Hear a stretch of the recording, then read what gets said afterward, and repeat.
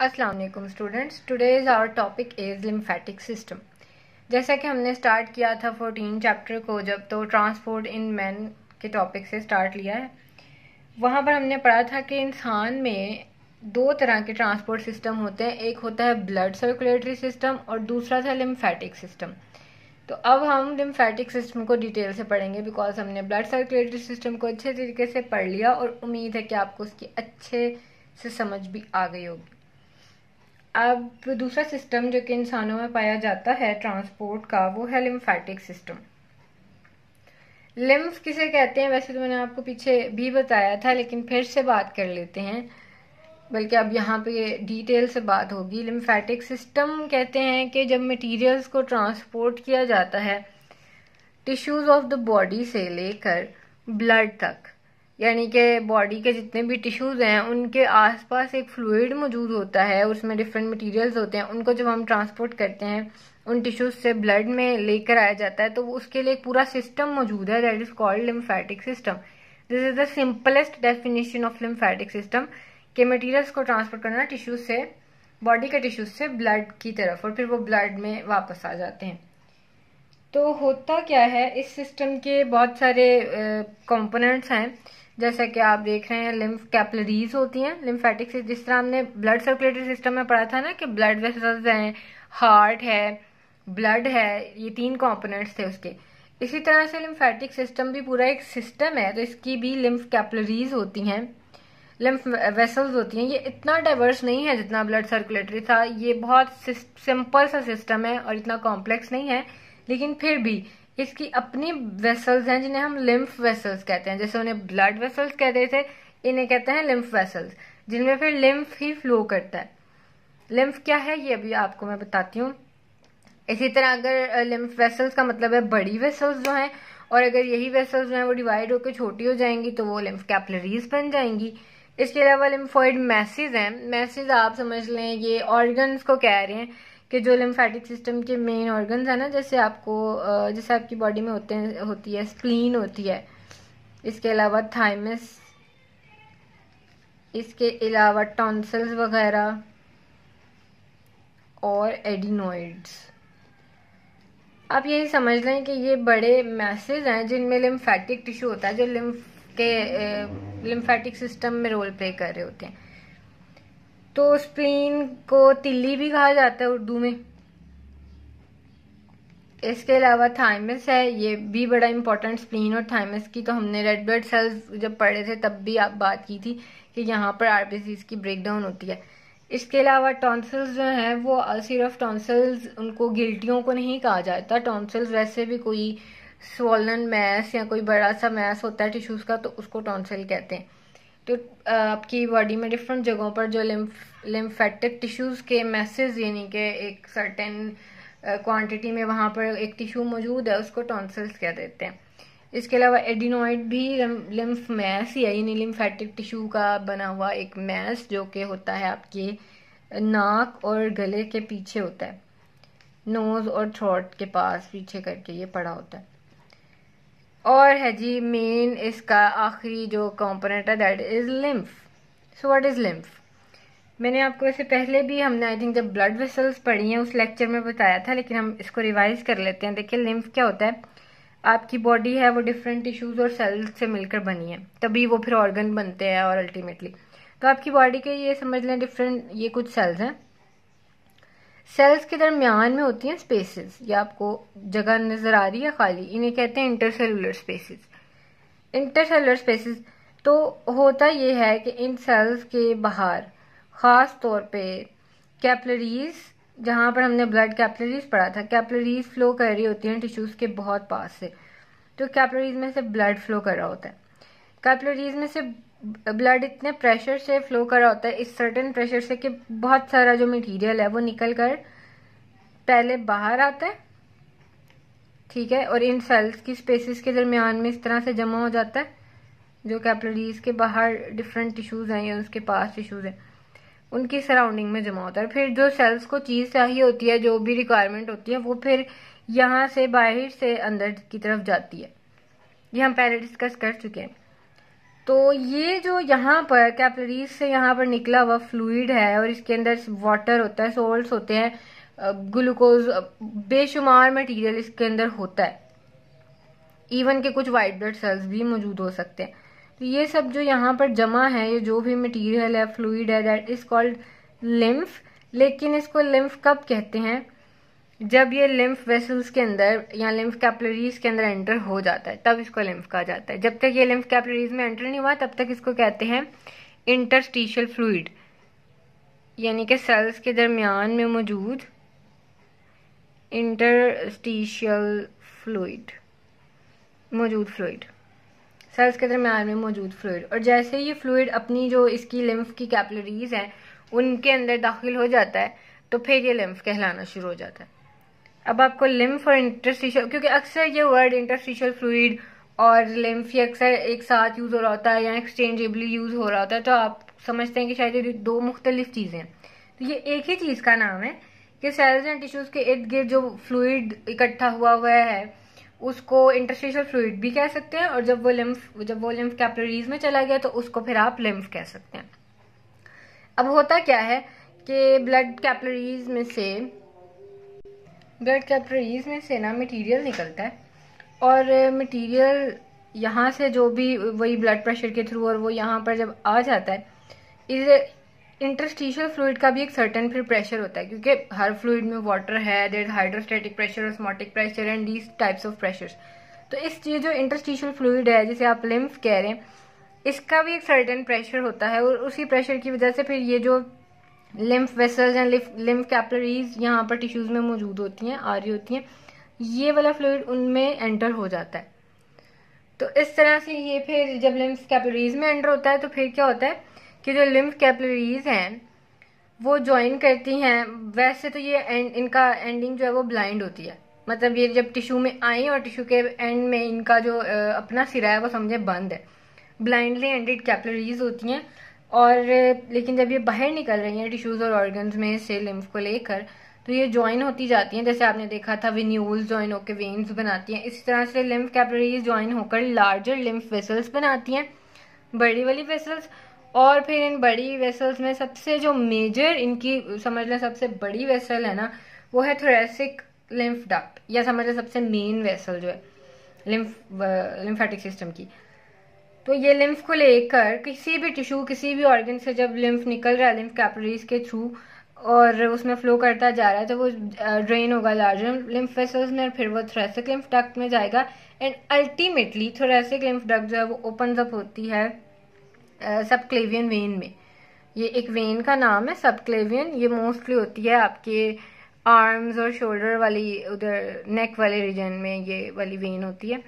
और जो thoracic lymph duct है ये भी आपके चेस्ट कैविटी से आ रही है, और ये फिर उसको वहां पर ड्रेन कर देती है वेन में। मतलब जो लिम्फ यहाँ से जो इंटरस्टिशियल फ्लूइड या लिम्फ जो है वो आपकी लिम्फ कैपिलरीज और वेसल्स में आया भी है, उसका अल्टीमेट टारगेट है या अल्टीमेट उसकी डेस्टिनेशन है, उसकी जगह है, वो ब्लड ही है। उसने अल्टीमेटली जाना ब्लड के अंदर ही है। जैसे आपको शुरू में डेफिनेशन बताई कि इनका काम सिर्फ सिंपल यही है कि जो टिश्यूज एंड सेल्स के गिर्द जो फ्लूइड निकल आता है ना, वो निकलता भी ब्लड से ही है, लेकिन उसी फिर फ्लूइड को वापस कुछ वेसल्स हैं जिन्हें आप लिम्फ वेसल्स कहते हैं, कैपिलरीज कहते हैं, वो उसको वापस वेन्स में यानी ब्लड के अंदर, ब्लड की जो वेन्स वगैरह हैं उन तक पहुंचाती हैं, वो दोबारा ब्लड का कंपोनेंट बन जाते हैं।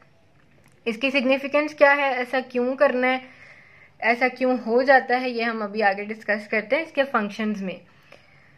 तो दूसरी बात यह है कि एक आपने लिम्फ वेसल का नाम आप पहले भी सुन चुके हैं काफी बार, ये है लेक्टियल। लेक्टियल भी एक लिम्फ वेसल है जो कि मौजूद होती है कहाँ पर, आपका जो जब आपने डाइजेस्टिव सिस्टम पढ़ा था उसमें आपकी इंटेस्टाइन है, इंटेस्टाइन में आपने पढ़ा था विलाइज मौजूद होते हैं। तो विलाई के अंदर जो एक लिम्फ वेसल की भी सप्लाई हो रही होती है, हर ऑर्गन में हर टिश्यू में लिम्फ वेसल्स की भी सप्लाई होती है। तो वहां जो इंटेस्टाइन के विलाइज में जो लिम्फ वेसल्स है ना, उनका नाम होता है लेक्टियल। और आपको पता है इनका फंक्शन भी क्या था कि जो फैट्स की जो हुई है डाइजेशन, वो डाइजेस्टेड फैट्स को अब्सॉर्ब करना इनका काम होता है। अब इसके अलावा अगर हम, ये तो मैंने आपको थोड़ा वेसल्स का पाथवे बता दिया, या फिर वेसल्स जो है वो कहाँ होती हैं कहाँ नहीं होती। अब इससे आगे हम पढ़ते हैं ये जी कि फ्लो ऑफ लिम्फ को किस तरह से कंट्रोल किया जाता है।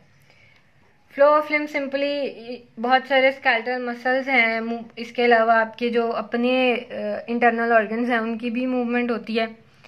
तो ये सारी जो मूवमेंट्स हैं ये मिलकर लिम्फ को फ्लो करने में असिस्ट करती हैं, यानी आपकी लिम्फ वेसल्स में जो लिम्फ का फ्लो है वो इन्हीं सारी मदद, इन तमाम असिस्टेंस की वजह से ये हो रहा होता है। इसके अलावा कुछ वैल्व्स वगैरह भी आपके लिम्फ वेसल्स में होते हैं, ताकि जिस तरह ब्लड वेसल्स में थे वो प्रिवेंट करते थे ब्लड के बैक फ्लो को, तो लिम्फ के बैक फ्लो को भी प्रिवेंट किया जाता है। इसके अलावा वेसल्स का पाथवे तो जो है वो है, उसके साथ साथ वेसल्स के मतलब वेसल्स भी आपकी पूरी बॉडी में है, और कुछ सर्टेन जगहों पर ना यही लिम्फेटिक टिश्यू के मैसेज जिनको हमने कहा था वो तो ऑर्गन्स थे, लिम्फ नोड्स होते हैं, मतलब कि नोड्यूलर स्ट्रक्चर, एक ग्रेनुलर स्ट्रक्चर्स होते हैं, वो बहुत सारे एक जगह पर तादाद में मौजूद होते हैं। वहां पर उन्हें हम लिम्फ नोड्स कहते हैं कुछ सर्टेन पॉइंट्स पर। तो उनमें लिम्फोसाइट्स वगैरह भी प्रेजेंट होते हैं, वो जो आपके वाइट ब्लड सेल्स हैं। हो ये रहा होता है कि अक्सर औकात एक वेसल आ रही है जो कि लिम्फ वेसल है, और फिर उसके पाथवे के में बीच में एक नोड आता है या एक डॉट नुमा कुछ काफ़ी सारे स्ट्रक्चर्स आते हैं जिन्हें हम कहते हैं लिम्फ नोड्स, और वो वेसल्स उन नोड्स के अंदर एंटर हो जाती हैं, ड्रेन करती हैं अपने आप को, वहाँ जाके खाली करती हैं। और इवन ये भी होता है कि बहुत सारी वेसल्स आ रही हैं जो एक ही नोड के अंदर आकर अपने आप को ड्रेन कर रही हैं, लेकिन उस नोड में से सिर्फ फिर एक ही वेसल निकल रही है। तो आप ये देखें कि जो इतनी सारी वेसल्स जो मटेरियल लाई वो एक लिम्फ नोड में गया, और लेकिन आगे जो मटेरियल जा रहा है उस लिम्फ नोड में से वो फिर एक ही वेसल में, एक सिंगल वेसल में आ जाता है। इफरेंट लिम्फ वेसल का नाम यूज किया। इफरेंट इसी को कहते हैं कि जब एग्जिट कोई वेसल बाहर निकल रही होती है उसको कहते हैं। और कहाँ कहाँ लिम्फ नोड्स मोस्टली आपकी बॉडी में प्रेजेंट होते हैं वो आपकी बुक में डायग्राम में भी बताया, और लोकेशंस भी बताई हैं कि जो लिम्फ नोड्स हैं उनकी लोकेशन मोस्टली नेक रीजन में आपके होते हैं कुछ लिम्फ नोड्स प्रेजेंट। इसके अलावा एक्सिलरी कहते हैं बॉडी के साइड पर, और इसके अलावा है जी ग्रोइन कहते हैं आपका जो एब्डोमेन से नीचे का एरिया है ना उस वाले जगह को। और एक और जगह है एक्सिला ग्रोइन, नहीं यही है। जैसे आप अपनी बुक में डायग्राम में भी देख सकते हैं, आपकी बुक में डायग्राम बनी हुई है, उसमें अगर आप देखें तो ये आपका एक इंसान का दिखाया गया है स्केच, उसमें ये सारी जो वेसल्स दिखा रहे हैं लिम्फेटिक डक्ट्स हैं, ये लिम्फेटिक डक्ट को शो किया। फिर अगर आप देखें तो ये जो नेक है इस इंसान की, ये आपको डॉट्स नजर आ रहे हैं, ये सारे लिम्फ नोड्स हैं नेक में। ये वाले जो यहाँ पर हैं अंडर आर्म में, ये एक्सिल यानी ये साइड का पोर्शन आ जाता है, तो इनको एक्सिलरी लिम्फ नोड्स भी कहते हैं। और फिर कुछ होते हैं यहाँ पर, तीसरा जो आपको बताई लोकेशन ग्रोइन, ये एब्डोमेन है, एब्डोमेन जिधर खत्म हुआ ये वाला जो आपका पार्ट है दिस इज कॉल्ड ग्रोइन, तो यहाँ पर लिम्फ नोड मौजूद हैं। और स्प्लीन और थाइमस की जो बात की थी, थाइमस यहाँ पर होता है ऊपर करके, और स्प्लीन जो है वो आपकी ये किडनीज के पास करके पड़ी है। तो ये जो सारे ऑर्गन्स हैं ये आपकी बुक में भी मेंशन्ड हैं, ड्रॉ उन्होंने दिखाए हुए हैं। बाकी यही है जी कि इसमें स्प्लीन, थाइमस, टॉन्सिल्स, एडिनोइड्स, ये सारे जो लिम्फोइड मैसेज है ना, इनके अंदर लिम्फोसाइट्स प्रोड्यूस होते हैं। लिम्फोसाइट्स कौन से थे? लिम्फोसाइट्स हमने व्हाइट ब्लड सेल की एक टाइप थी जिन्हें जैसे ग्रेनुलोसाइट्स और ए ग्रेनुलोसाइट्स, तो उसमें जो ए ग्रेनुलोसाइट्स हैं जिनमें मोनोसाइट्स और लिम्फोसाइट्स आते हैं, तो जो लिम्फोसाइट्स की प्रोडक्शन है ना बेसिकली वो यहीं पर होती है इन लिम्फ मैसेज में, यानी स्प्लीन में, थाइमस में, टॉन्सिल्स, एडिनोइड्स में। इवन लिखा है कि आपके इंटेस्टाइन में भी कुछ लिम्फेटिक टिश्यू मौजूद होते हैं, और वहाँ के म्यूकोजा में, यानी वहाँ की जो एक बाहर वाली लेयर है, अंदर वाली लेयर है, म्यूकोजा एंड सब mucosa of intestine and digestive tract, उधर भी तो इन लिम्फेटिक मैसेज का जो एक तो काम ये है कि वहां पर लिम्फ आ रहा है, ड्रेन हो रहा है और वो सारा कुछ, लेकिन एक मेन काम है कि वहां लिम्फोसाइट्स की प्रोडक्शन होती है। और इसीलिए देखें उनके नाम से जाहिर है लिम्फोसाइट्स, जो लिम्फ वेसल्स और लिम्फ नोड्स और इस तरह के लिम्फेटिक मैसेज में उनकी प्रोडक्शन हो रही है, that's why these are called lymphocytes. ये बड़े इंपॉर्टेंट वाइट ब्लड सेल्स हैं। ये आपकी पूरी जो इम्यूनिटी है ना बॉडी की, हिफाजती निज़ाम उस या कुव्वत मुदाफ़त जिसे कहते हैं, वो आपकी पूरी बॉडी की यही बना रहे होते हैं लिम्फोसाइट्स। वो भी हम पढ़ेंगे। फिलहाल हम फंक्शंस देख लेते हैं। लिम्फेटिक सिस्टम के फंक्शंस क्या क्या हैं। There are many functions performed by lymphatic system. तो कुछ फंक्शन यहाँ पर मेंशन किए हुए हैं, अब हम उनको डिस्कस कर लेते हैं। ये हैं जी ऑलमोस्ट 4 फंक्शंस आपकी बुक में मेजरली, मतलब जनरल फंक्शंस नॉट स्पेसिफाइड, दिए हुए हैं लिम्फेटिक सिस्टम के, जो आपकी बॉडी में बहुत अहम किरदार अदा कर रहा है। पहला है रीअब्जॉर्प्शन। ये तो बहुत ही इंपॉर्टेंट फंक्शन है, क्योंकि ये जो एक सर्टेन ब्लड प्रेशर की वजह से ना आपकी जो कैपिलरीज हैं, ब्लड वेसल्स हैं, उनमें से ऑलमोस्ट 3 लीटर 3 लीटर और उस यहाँ पर हो सकता है इससे भी ज़्यादा फ्लूइड जो है वो ब्लड को छोड़ के निकल जाता है। कहाँ पर? सराउंडिंग टिश्यू में, और कैपिलरीज से बाहर वो चला जाता है, और फिर बाहर तो फिर आपको पता है टिश्यूज और सेल्स ही हैं। तो ऑन एवरेज एक इंसान में होता ही कितना खून है? 5 लीटर। तो उसमें से 3 लीटर ही अगर उस प्रेशर की वजह से उसको लीव कर जाएगा ब्लड वेसल्स को, तो पीछे क्या बचेगा? तो लीव तो वो करता है, लेकिन यही लिम्फेटिक सिस्टम की सिग्निफिकेंस है कि वो उस 3 लीटर फ्लूइड या 3 से ज़्यादा ऑन एवरेज, एक एवरेज बात की है, वो जो फ्लूइड लीव किया है और वो सेल्स और टिश्यूज के गिर्द जमा हो गया है, वो वहां से फिर लिम्फ वेसल्स उसको ऑब्जॉर्ब यानी उसको ले लेती हैं अपने अंदर, और लिम्फ कैपिलरीज कैरी करके उसको दोबारा ब्लड में एंटर कराती हैं। तो यही जो हमने पीछे बात की थी ना कि मटेरियल को टिश्यूज से दोबारा से ब्लड में उसको लेकर आना, ये बड़ी एक इम्पॉर्टेंट चीज़ है, क्योंकि अगर लिम्फ वेसल्स ना होती, लिम्फेटिक सिस्टम ना होता, तो वो तो सारा जो फ्लूइड है उधर जमा होता रहता और उससे मजीद कॉम्प्लिकेशंस हो जाती। तो इसलिए ये बहुत अहम किस्म की बात है कि ये जो है ना रिटर्न करना एक्सेस फ्लूइड जो निकल गया है उसको दोबारा से, और वो फ्लूइड सिर्फ पानी या सॉल्ट्स नहीं होता, उसके अंदर बहुत सारी प्रोटीन्स हैं, ग्लूकोज, न्यूट्रिएंट्स, बहुत कुछ होता है, तो वो दोबारा ब्लड का हिस्सा बन जाता है। तो इस तरह से बहुत फ़ायदा हो जाता है। दूसरा फंक्शन है फैट ग्लोब्यूल्स की एब्जॉर्प्शन। फैट ग्लोब्यूल्स, वही बात कि जो जब आपने पढ़ा था पीछे 12th चैप्टर में डाइजेस्टिव सिस्टम, तो वहां पर हमने देखा कि बाकी अमाइनो एसिड और शुगर वगैरह जो डायरेक्ट ब्लड में एब्जॉर्ब होते हैं कैपिलरीज में, लेकिन जो फैट के ग्लोब्यूल्स हैं या फैट के जो पार्टिकल्स थे, फैट के जो थे कंपोनेंट्स, वो लिम्फ वेसल में जा रहे होते हैं। जो लेक्टियल वहां पर एक लिम्फ वेसल होती है, उसमें फैट्स एब्जॉर्ब होते हैं बजाय के ब्लड में डायरेक्ट एब्जॉर्ब होने के। तो ये भी इनका एक फंक्शन है कि इंटेस्टाइन से फिर फैट्स की एब्जॉर्प्शन कराना विलाइस है।